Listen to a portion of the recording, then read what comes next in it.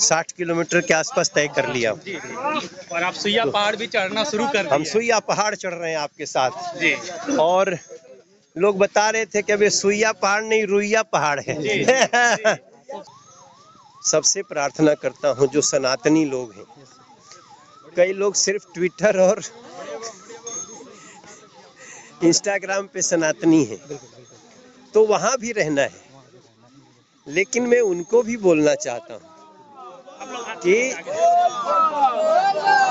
सिर्फ रील के लिए नहीं, रियल में भी हमें इसे सनातनी जो मेले हैं उनको थोड़ा बढ़ावा देना चाहिए। अब आप सोचो, मनोज तिवारी अगर कांवड़ उठा के चल रहा है तो कांवड़ियों के मन में कितनी खुशी होगी। आप मीडिया वाले हैं, आपको भी लगता होगा, कई लोग तो चेक कर रहे हैं कि सही में पैदल चल रहा है कि बीच बीच में गाड़ी से चला जा रहा है। हम लोग भी देखिए यात्रा में है और आपका लगातार इंतजार कर रहे थे कि इस साइड पे कब आएंगे, चूंकि रील्स के माध्यम से। भैया हम जानते हैं कि योद्धा हर जगह होने चाहिए, बॉर्डर पे भी होना चाहिए, गलियों में भी होना चाहिए, लेकिन कभी कभी गलियों वालों को भी बॉर्डर पे जाना पड़ेगा और कभी कभी बॉर्डर वालों को भी गलियों में आना पड़ेगा। तो मैं 7 साल कांवड़ उठा चुका हूँ, 30 साल बाद 8वीं बार उठाया हूँ। मैं बाबा के यहाँ कांवड़ लेके जाता था, कोई हमें नहीं जानता था।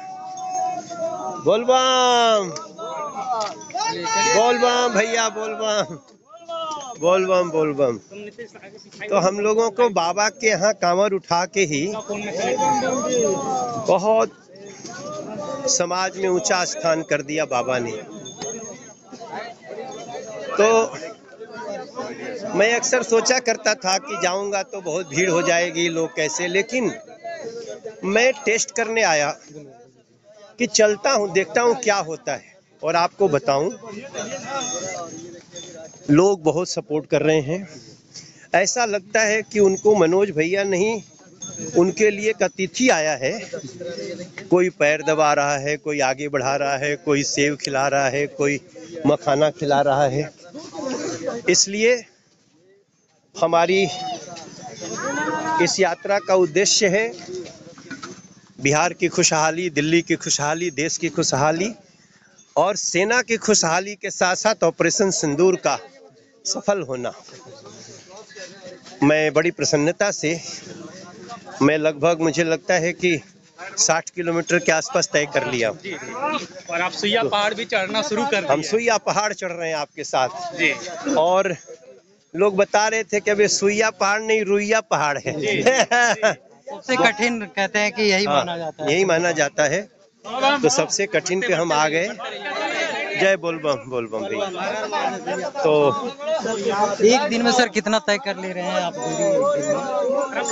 मैंने कल 3:30 बजे उठाया था। कल 3:30 हाँ, और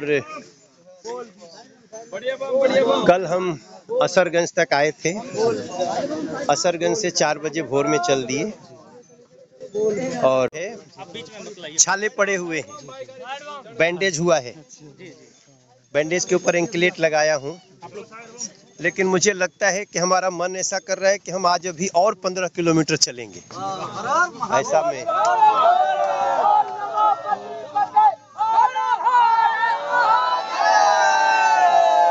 और मैं ऐसा महसूस कर रहा हूँ, मेरे साथ कई ऐसे लोग चल रहे हैं जो बोले भैया आप चला नहीं जा रहा था और आपको देख करके हम और तेज चलने लगे। तो मैं समझ गया कि बहुत कठिन है, आसान नहीं है, क्योंकि पैर फट गया है और छाले पड़े हैं। लेकिन डॉक्टर बड़ी अच्छे हैं, हमें चला दिया और मुझे लगता है सबसे बड़ा डॉक्टर भोले बाबा चला रहे हैं। हाँ। तो आप सबको ही बहुत मैं शुभकामना करता हूँ। इतनी इस समय 8 साढ़े 8 बज रहा है। कितना बज रहा है? 10। अरे 10 बज रहा है, पते नहीं चल रहा है कब घंटा बीत गया। चलते जा रहा है। तो उसके बाद भी आप लोग रिपोर्ट कर रहे हैं हो सकता है आप लोग टेस्ट कर रहे हो कि मनोज तिवारी सही में चल रहे हैं। पूरे कांवड़ यात्रा को हम लोग दिखा रहे हैं और देखिए आप भी मिल गए। कितने सालों से मनोज जी आप सफर कर रहे हैं, कितने सालों से? मैंने कहा ना, ये मेरा 30 साल बाद है, लेकिन 8वां है। 8वां है। हाँ।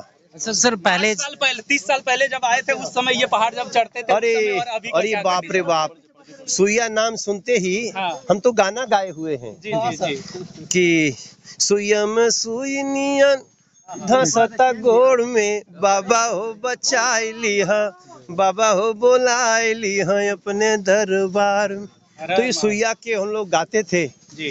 लेकिन अब तो वास्तव में देखो, हमारा समाज बहुत वो कृतज्ञ समाज है, और ये मोदी नीतीश जी के इस व्यवहार, इस तैयारी को कभी भी भुला नहीं सकता। मैं रास्ते में देखा हरे हरे पेड़ रास्तों पे हैं, जी।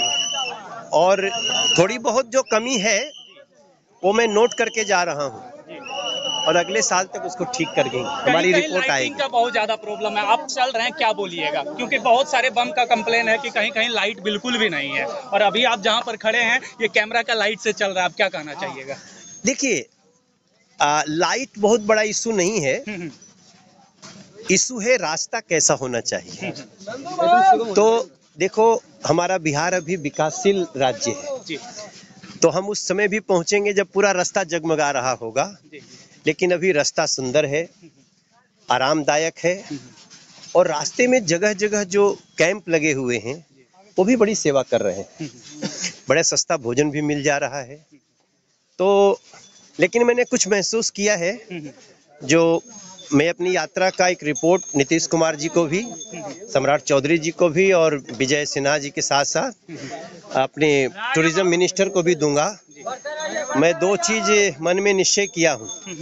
अब ये मेले को अंतर्राष्ट्रीय, अभी मेले को राष्ट्रीय मेला का दर्जा मिलना चाहिए, और एक जो मन में आया है, लोगों ने कहा कि वो सुल्तानगंज का नाम अजगैबीनाथ धाम चाहते हैं, तो ये दोनों रिपोर्ट में बहुत प्रमुखता से सरकार को देने वाला। आप पीछे सुइया पहाड़ पार किए, उसके पीछे एक हनुमाना डैम है, हनुमाना डैम, अच्छा। जो कि विश्व प्रसिद्ध है। हाँ। लेकिन पर्यटक के मामले में वो अति पिछड़ा, मतलब बहुत पिछड़ा है। अगर पर्यटन विभाग के द्वारा 1% भी अगर उस पर ध्यान दिया जाए तो आई थिंक, मुझे लगता है कि सुल्तानगंज से लेकर के देवघर तक में सबसे खूबसूरत हनुमाना डैम होगा, और उससे बेहतर सुंदर बांका में डैम नहीं है, लेकिन पर्यटक विभाग ध्यान नहीं दे रही है। आप क्या कहना चाहेंगे? हनुमाना डैम, चलिए आपने सूचना दिया है। जी जी, मैं कई वीडियो में भी बोला गया है, लेकिन हम बोले भी हैं, बनाए भी हैं, और लगातार बना रहे हैं। अभी डिप्टी सीएम ही आए हुए थे बांका में। एक दिन यही बात करके जी मुझे ट्विटर पे टैग करो। बिल्कुल बिल्कुल सर। मैं करूँ, इसमें आगे बढ़ाता हूँ।